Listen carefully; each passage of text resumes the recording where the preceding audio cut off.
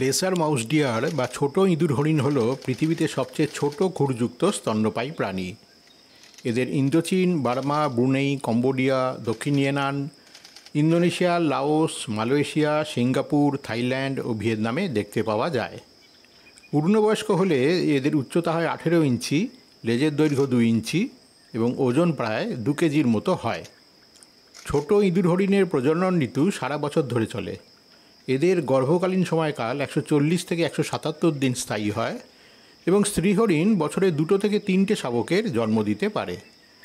নবজাতক ইঁদুর হরিণ জন্মে 30 মিনিটের মধ্যে দাঁড়াতে সক্ষম হয়, তবে দুধ ছাড়ানো পর্যন্ত ঘন ঝোপের মধ্যে এরা লুকিয়ে থাকে।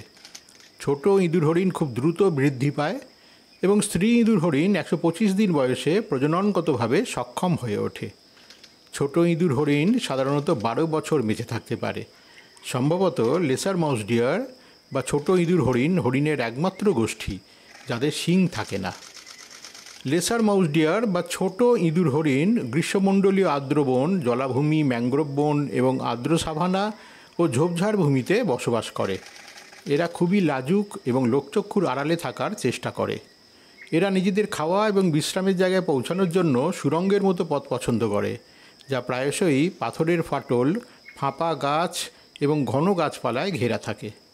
এরা নীরবে থাকতে পছন্দ করে, তবে ভয় পেলে ছোট ইঁদুর হরিণ তীব্র চিৎকার করতে শুরু করে।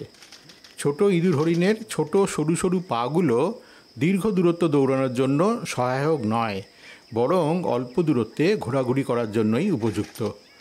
বড় শিকারী পাখি এবং বড় সরীসৃপ ছোট ইঁদুর হরিণ বা লেসার মাউস ডিয়ার শিকার করে থাকে। ছোট ইঁদুর হরিণ সাধারণত তৃণ ও পাতাভোজী।